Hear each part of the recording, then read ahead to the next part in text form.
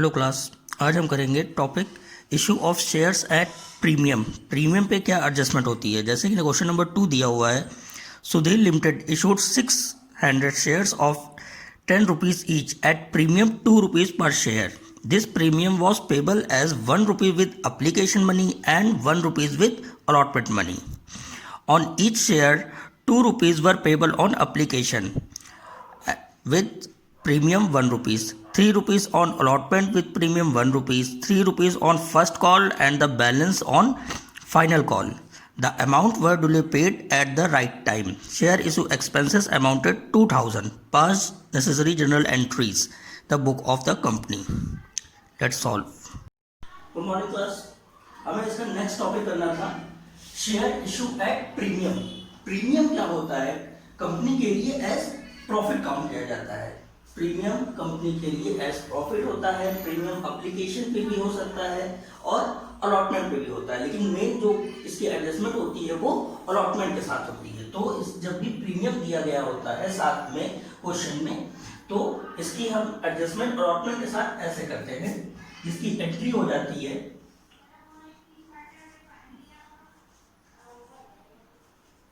Equity share allotment account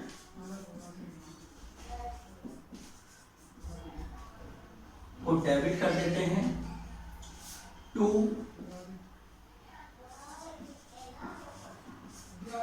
equity share capital account,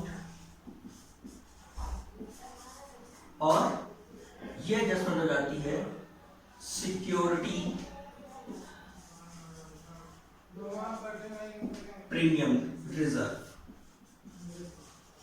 account. ये हमारी premium की general entry हो जाती है। अब इस पर हम बेस क्वेश्चन करते हैं।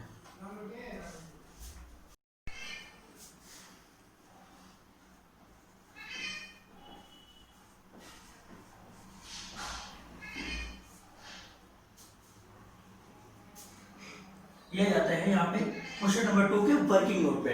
नंबर ऑफ इशू शेयर्स, हमारे पास इशू शेयर थे 600। कितने रुपए वाले थे ये थे at the rate of 10 rupees, और 2 रुपीज का साथ में प्रीमियम भी था। तो इसकी जो अमाउंट फाइंड करेंगे वो एप्लीकेशन पे हमें इसकी अमाउंट दी गई थी 2 rupees with premium, 2 rupees 1 rupees का प्रीमियम है। अलॉटमेंट जो कि हमें दिया गया था 3 rupees, 1 rupees with premium, 1 rupees premium का था, 1 रुपीज प्रीमियम का था। और हमें फर्स्ट कॉल दी गई थी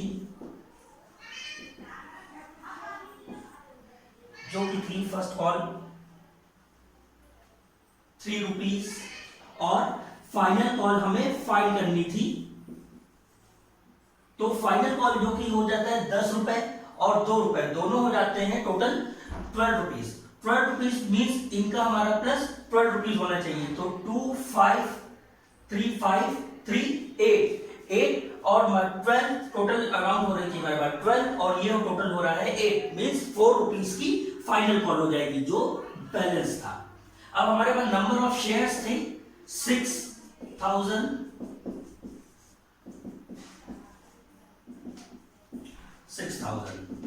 तो यहां पे जब हम फाइंड करते हैं तो ये हो जाता है 12, जिसमें से 6 रुपीज का प्रीमियम हो जाता है, 600 का प्रीमियम हो जाता है। यहाँ पे अलॉटमेंट की अमाउंट आ जाती है 1800, जिसमें से 6000 का प्रीमियम होगा। ये हमारे पास अमाउंट आ जाती है 1800, और फाइनल कॉल हमारे पास आ जाती है 2400। अब हम आ जाते हैं इसकी जनरल एंट्रीज पे।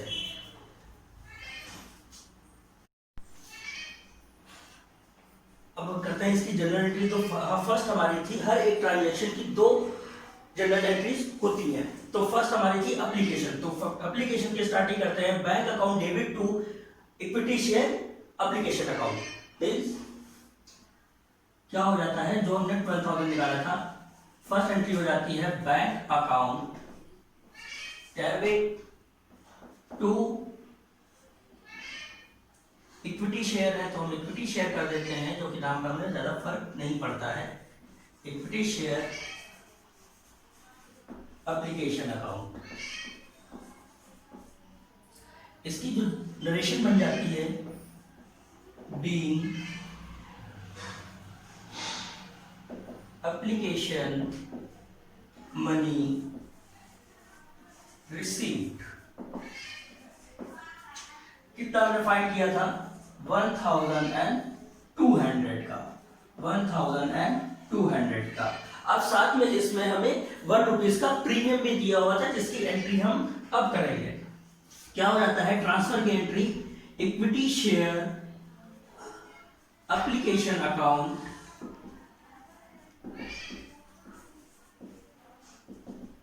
Debit to security premium reserve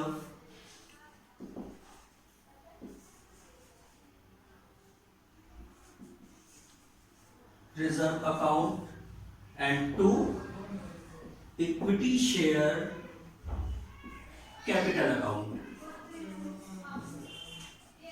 जिसमें हमारे पास एप्लीकेशन की टोटल मनी थी 1200, जिसमें से 1 रुपीज का था हमारा सिक्योरिटी प्रीमियम, जो हमने फाइंड किया था, आ रहा था हमारे पास 600 का, और हमारे पास जो बैलेंस आ जाएगा, जो इक्विटी शेयर कैपिटल में ट्रांसफर होना चाहिए, वो भी हो जाता है हमारे पास 600 का। ये हमारी फर्स्ट एडजस्टमेंट थी। इसकी नरेशन हो जाती है, being application money due, being application money due with premium. ये हमारी यहां पे एप्लीकेशन की एंट्री कंप्लीट हो जाती है। सेकंड हमारी एंट्री आ जाती है अलॉटमेंट की। अलॉटमेंट की एंट्री सेम एज हम भी ऐसे ही करेंगे, ये हो गई। देन अब हम इक्विटी शेयर करते हैं अलॉटमेंट की।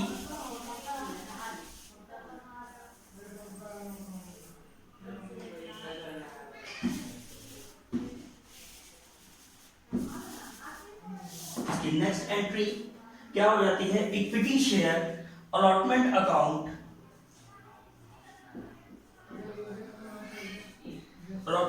डेबिट टू, इसमें भी प्रीमियम था साथ में, तो to security premium reserve and to capital equity share capital account. तो इसकी जो अमाउंट हमारी आ रही थी, वो आ रही थी 1800 की। क्यों? क्योंकि 3 रुपीज थी, तो यहाँ पे टोटल हमारे पास जो आ जाता है वो 3 रुपीज था और 600 के शेयर थे, तो ये अमाउंट हमारे पास ये आ जाती है। सिक्योरिटी प्रीमियम हमें दिया हुआ था 1 रुपीज का, तो 600 नंबर ऑफ शेयर्स थे और 1 रुपीज प्रीमियम की अमाउंट थी, जो कि हमारी आ जाती है 600। और शेयर कैपिटल 3 रुपीज में 1 रुपीज था प्रीमियम का, और इसका बैलेंस हो जाता है 2 रुपीज, और नंबर ऑफ शेयर थे 600। जब हम इसको देखते हैं तो ये हमारे पास आ जाता है 1200, और यहां पे आ जाता है अलॉटमेंट। सेम वैसे ही एंट्री होती है, लेकिन अलॉटमेंट में केवल एप्लीकेशन में पहली एंट्री रिसीव की होती है, उसके बाद ड्यू की होती है, और बाकी सभी में ड्यू देन रिसीव। अब इसकी हमें रिसीव की एंट्री करनी है, वो हो जाती है बैंक अकाउंट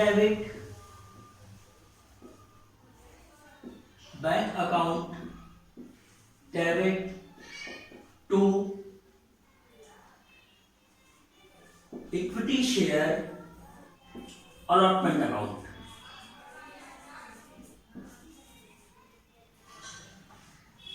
टोटल मनी हमारे पास अलॉटमेंट की थी विद प्रीमियम के साथ में 1800 की। यही पैसा हम पूरा हमें रिसीव हो गया है। इसकी नरेशन हो जाती है being equity share allotment money received, ये हमारी इसकी एंट्री हो गई, अलॉटमेंट की एंट्री कंप्लीट हो गई। नेक्स्ट हमारे पास आ जाता है first call and final call. तो first call and final call same as ऐसी एंट्री करते हैं और यहां पे हमको चेंज कर देते हैं क्योंकि हमारी एंट्री बन जाती है।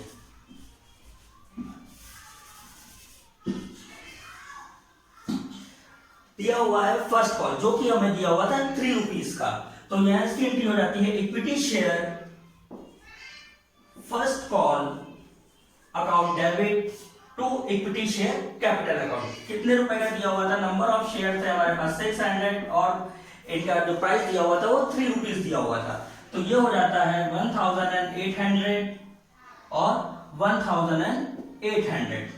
इतना ही पैसा हमें जब रिसीव होता है तो यही पैसा सेम रिसीव हो जाएगा, क्या हो जाएगा 1800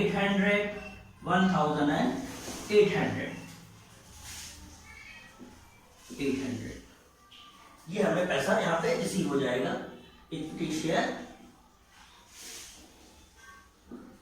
first call account. Second entry क्या हो जाती है, bank account debit to equity share first call account. इसकी एंट्री करते हैं equity share first call account debit to share capital account.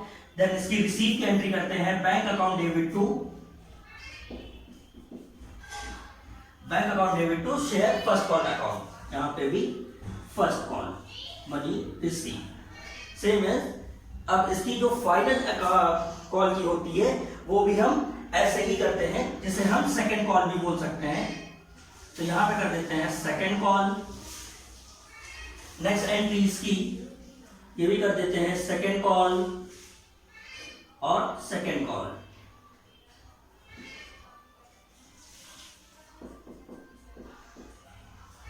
और ये हमें दिया हुआ था, इसका प्राइस था नंबर ऑफ शेयर तो 600 ही रहेंगे और इसका प्राइस था 4 रुपीज। तो जब हम इसकी मल्टीप्लाई करते हैं तो हमारे पास निकल कर आ जाता है 2400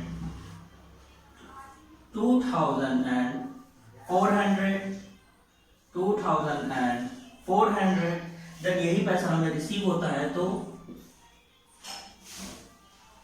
2400, ये हमारी पूरी एंट्री कंप्लीट हो जाती है। देन इसके बाद हमें दिया हुआ है एक पॉइंट और दिया हुआ था,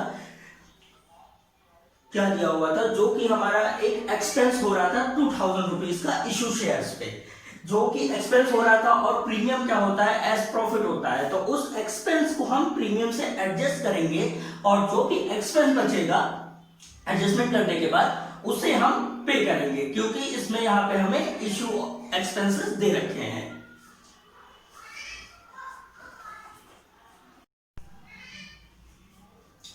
आफ्टर फाइनल कॉल यहां पे हमें एडजस्ट करना है एक्सपेंसेस को प्रीमियम से। तो इसकी एंट्री होती है सिक्योरिटी प्रीमियम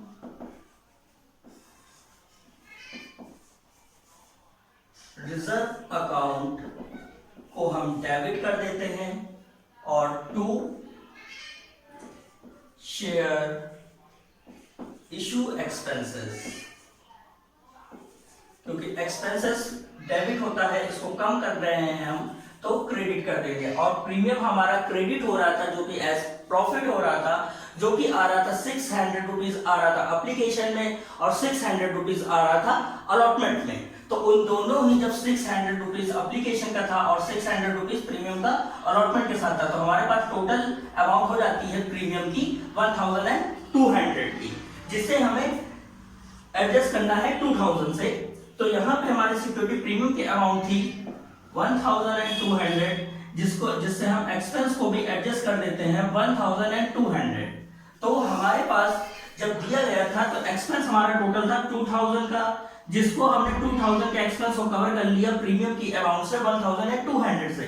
तो हमारे पास जो रिमेनिंग एक्सपेंस बच गया है जो हमें पे करना पड़ेगा वो इसमें से इसको लेस करके पता करते हैं, तो आ जाता है हमारे पास 800 का, जिसे अब कंपनी पे करेगी आफ्टर प्रीमियम एडजस्टमेंट के बाद। तो इसकी जो एंट्री करेंगे, अब हम सिर्फ पेमेंट करेंगे तो यहाँ पे जो एंट्री हो जाती है और इसकी नरेशन बन जाएगी being security premium reserve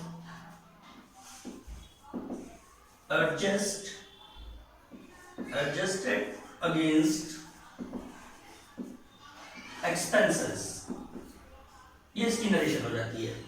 then अब जो हमारे पास बैलेंस बचा हुआ है एक्सपेंस का, उसे हमें पे करना है। क्यों? क्योंकि 2000 का था, 2000 को हमने प्रीमियम की अमाउंट जो कि 1200 की थी उससे हमने एडजस्ट कर दिया और रिमेनिंग एक्सपेंस बच जाता है 800 का, जिसे हमें पे करना पड़ेगा। इसकी एंट्री हो जाती है share issue expenses account debit, expenses account को हम डेबिट कर देते हैं और हमें यहाँ पे पेमेंट करनी है तो आ जाता है टू बैंक अकाउंट। कितना हमने फाइन किया था? 800 रुपीज रिमेनिंग था, तो ये हमने यहाँ पे पे कर दिया। इसकी नरेशन हो जाती है बीइंग पेमेंट मेड। यहां पे हमारा क्वेश्चन आगे कंप्लीट हो जाता है। और जब भी एक्सपेंसेस इशू एक्सपेंसेस की बारी होगी और अगर प्रीमियम दिया होगा, if premium given in the question then we adjust expense with premium. अगर नहीं दिया गया होगा तो हम सिर्फ ये एंट्री ही करेंगे, ये एंट्री अब प्रीमियम जब नहीं दिया होगा तो नहीं करेंगे। और अगर किसी क्वेश्चन में एक्सपेंस भी नहीं दिया गया होता है तो हमारी ये दोनों ही एंट्रियां नहीं होंगी। जैसा कि हमारा नेक्स्ट क्वेश्चन दिया हुआ है, क्वेश्चन नंबर 3 जो आप लोग प्रैक्टिस करेंगे, उसमें हमें एक्सपेंसेस की अमाउंट नहीं दी हुई है, सिर्फ फर्स्ट एंड फाइनल कॉल तक दी गई है। तो वो आप लोग प्रैक्टिस करेंगे और उसमें एक्सपेंसेस वाला पॉइंट नहीं है, इसलिए आप लोगों को ये एंट्री उसमें नहीं करनी पड़ेगी। That's all.